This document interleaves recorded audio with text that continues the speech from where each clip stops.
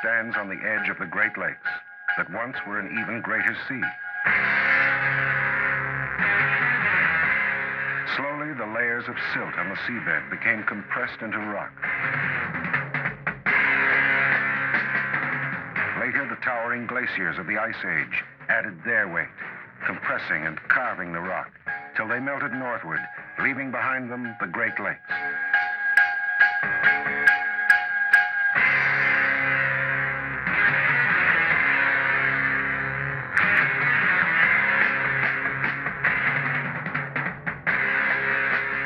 Since the glacier's retreat, some 10,000 years ago, the rock has been slowly rebounding from their weight, for rock is elastic. Something to keep in mind when building a tower higher than the loftiest of those ancient glaciers.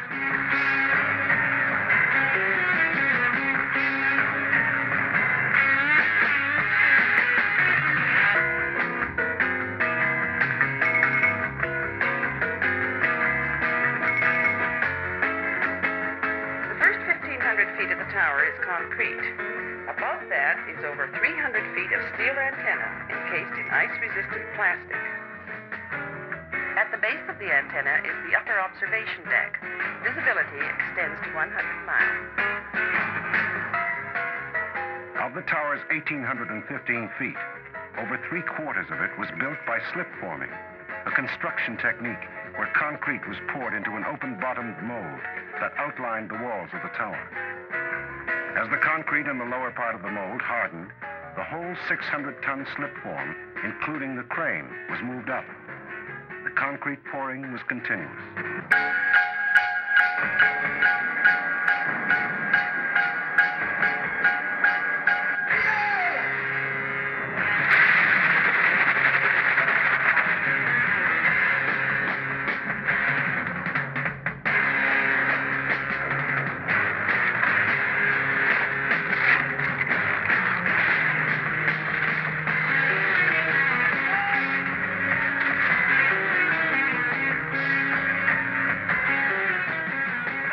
As 60 of these self-climbing jacks lifted the slip form, the ends of the mold crept inward, leaving beneath the slip form the tapering walls of the tower.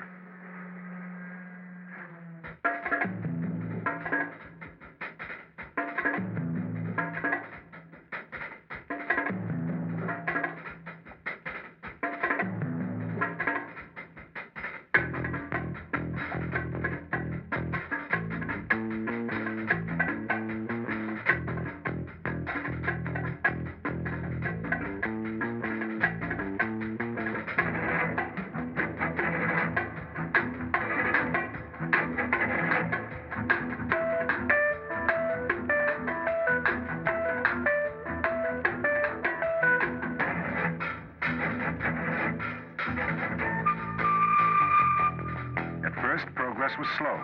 A dozen tongues and trades had to learn to communicate. And that's what all the concrete was for. Communication. Good morning. The date is Tuesday the 3rd. This will also get quite a bit of sunshine today, mixed in with cloudy periods. Not just for 2 million or more Torontonians, but for places where the commuter trains don't run, and as a link for nationwide communications.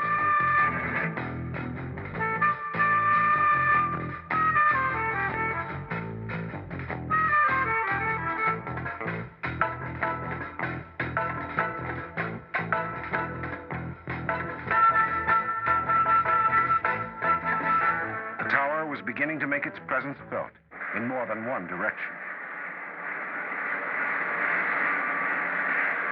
Beneath the foundations, narrow holes reach more than 100 feet into the rock, a legacy of the geologist's appraisal prior to excavation of the site. On their last trip down, they had set steel rods in the rock to gauge how much it would spring up as excavation removed the load.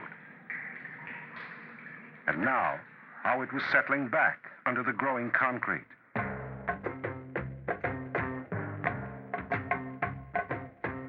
22 feet of it every 24 hours.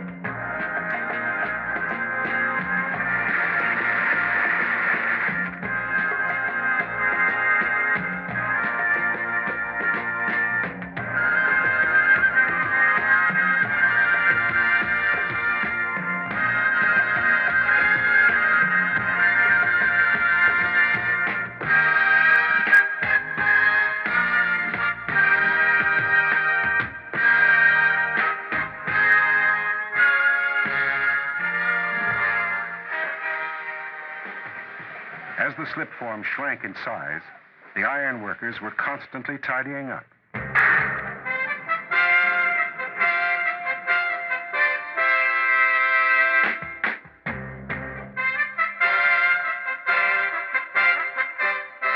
Trimming back the steel guides that had served their purpose in making the concept of the tower reality with slide rule precision. The graceful lines were for the eye, the smooth exterior for the high-speed elevators, the tapering legs for tree-like stability.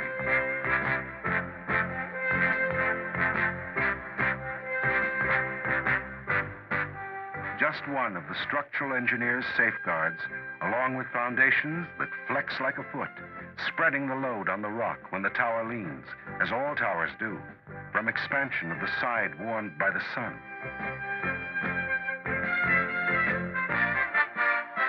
To concrete of unique strength and 500 tons of reinforcing rod, a third strengthener was added.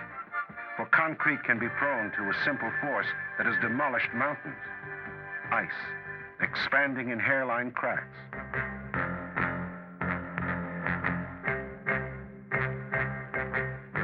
By threading sets of steel cables from top to bottom of the concrete and placing them under permanent tension,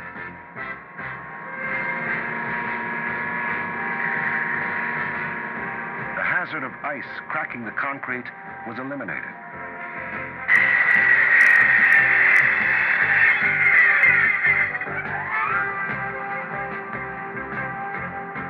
The greatest concern was for vibration from high winds.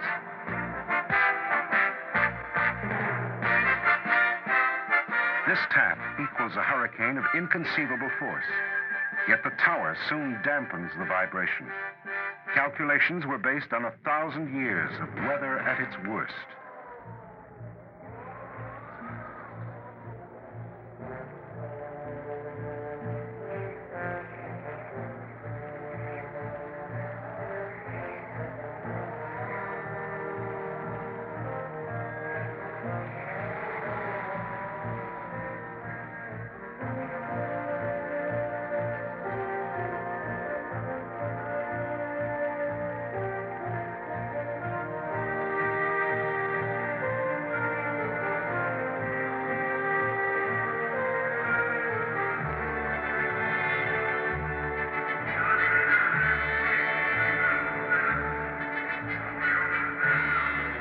Now they were a well-knit team, making their own decisions, pushing the tower up, far from the help of those below.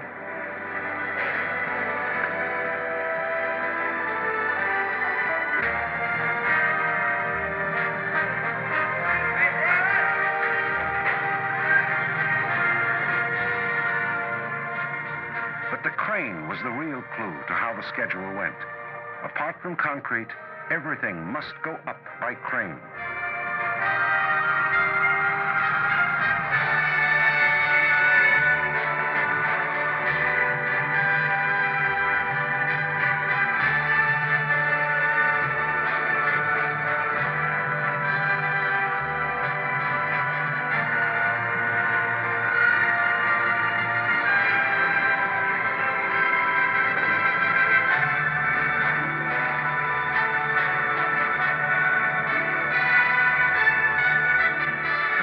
Just an irritant, but there were days when the crane hung motionless, riding out the storm, days when the schedule stood still. In the site office below, they wondered, what if we have to pour concrete through the winter? Up top, it was winter.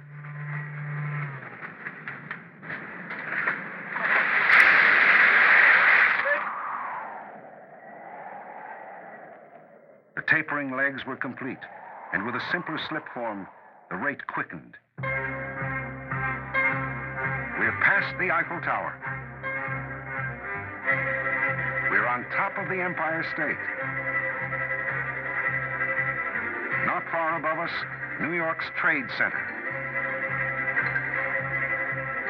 And then, only Moscow's Ostankino Tower to go. The tower's height is dictated solely by its communications role. But up top, they can be forgiven the exuberance of crossing off another rival.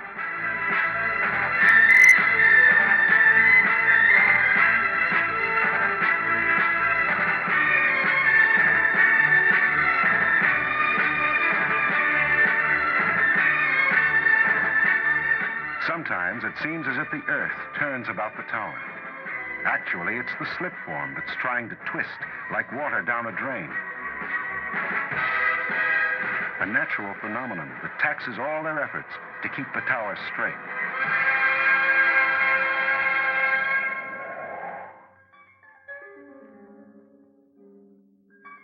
We were very worried about acrophobiacs and exposed immediately to the really incredible view. The most significant display is the telescopes, so that it's an ideal opportunity to operate a very high-powered zoom lens and achieve a sensation of flying through space.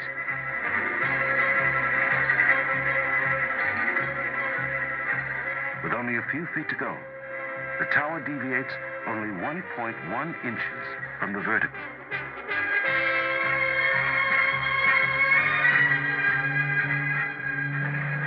Tempers are a little short. This shift would like to top off the concrete, but a troublesome steel bracket or a photographer at your elbow doesn't help, to say nothing of the weather. Then, it was there. Somebody said, "I guess we should open the champagne."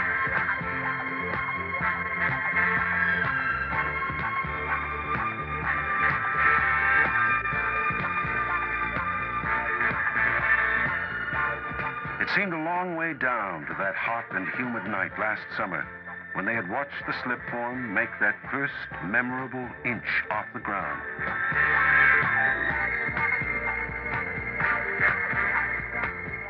And now they faced a similar problem. How to position the brackets for the sky pod over 1,000 feet up the tower. Weighing almost 400 tons, the 12 brackets must be lifted simultaneously.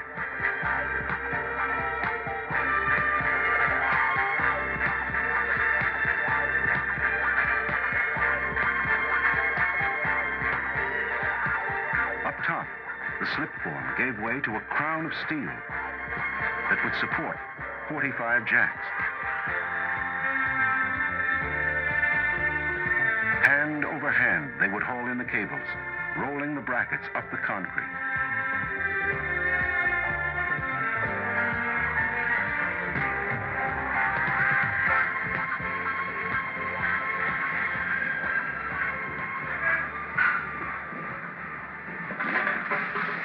Everything was ready to go.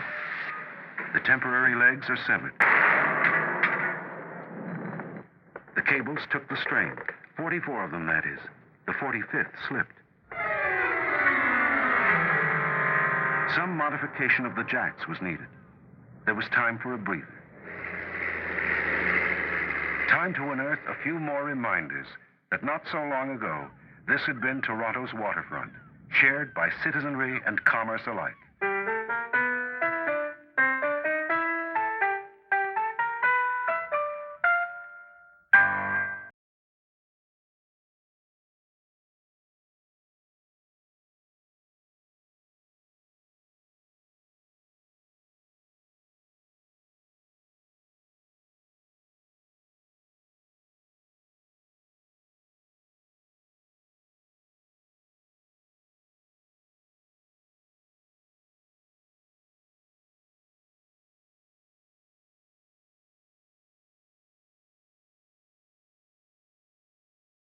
To the people.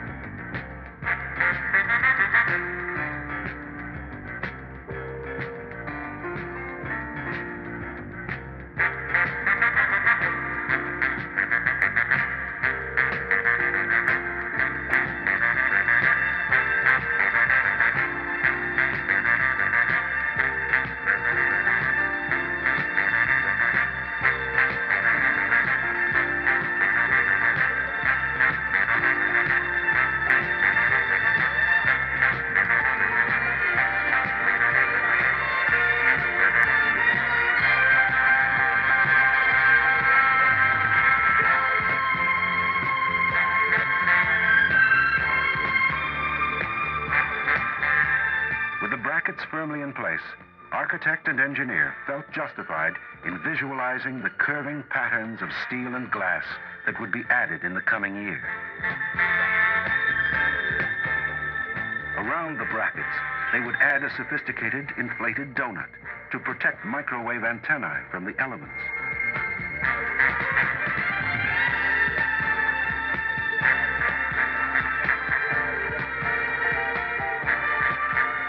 On top of the brackets, level 2 would be an open-air observation deck.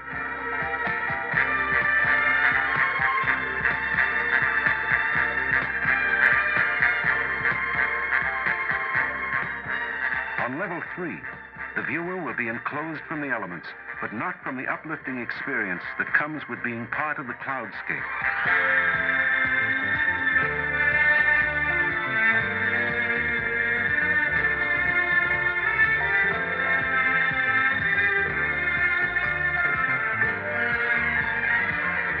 On level 4, diners will be able to perambulate 360 degrees of visual and gastronomical delight.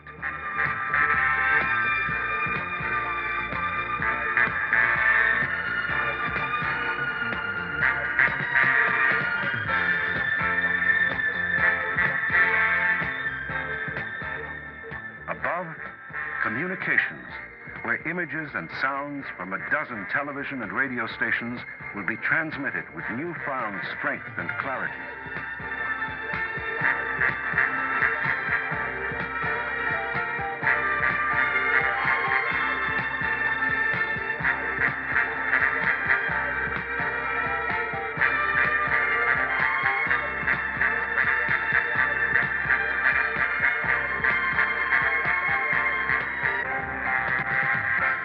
Top of the concrete would be the upper observation level, where right now, with the brackets hardly in place, they face the problem of perching 300 feet of steel antenna. The answer was a helicopter that would pile the preformed sections of the antenna on top of each other.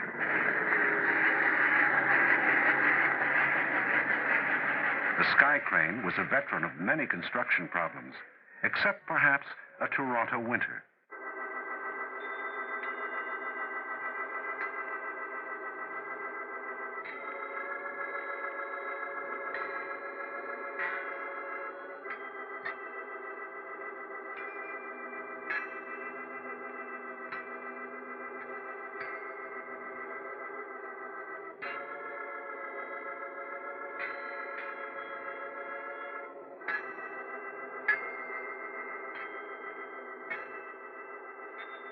It was a chilly stay of execution for the crane, who through 2 winters and summers had served so well.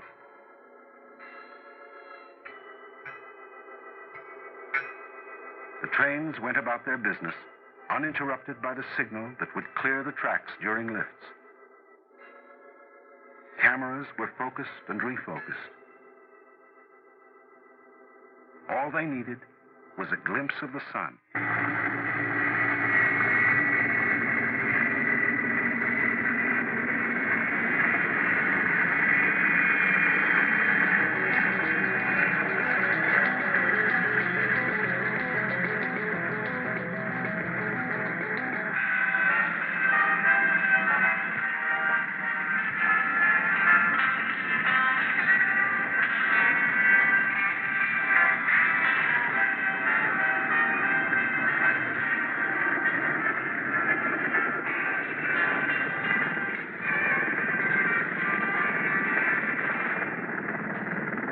Section by section, the crane came down and the antenna went up. The downdraft, not that bad. The cold, unbelievable.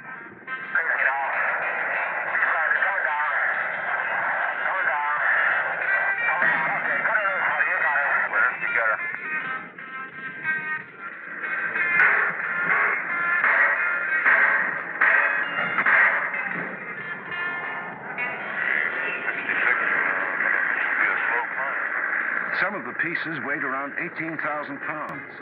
The job had been planned for a maximum of 16,000 pounds. The thick, cold air allowed them to lift the additional weight.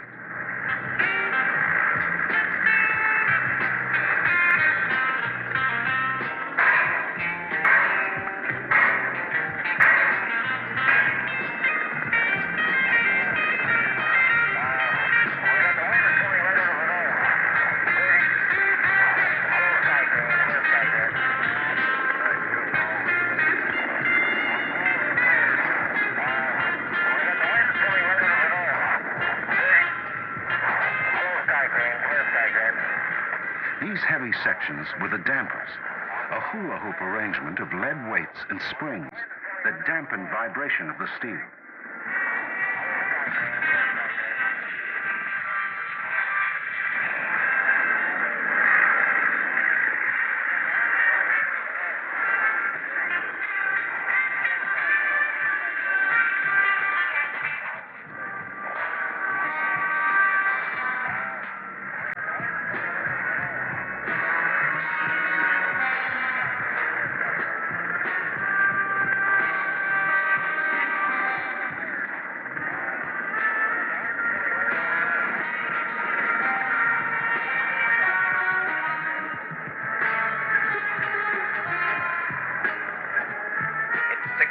To the hour. Today, the CN Tower made history, passing Moscow's Ostankino Tower to become the world's tallest freestanding structure.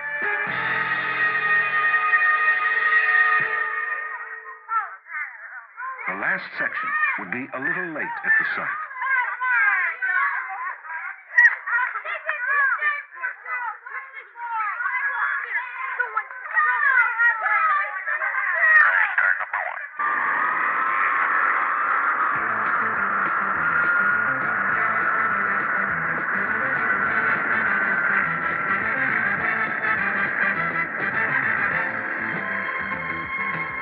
This last section was the longest section, over 30 feet of it.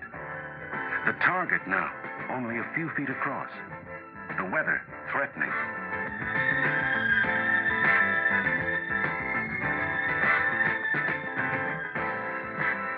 And to the top, it carried 1,000 indelible reminders for those who had built the tower, of who they built it for.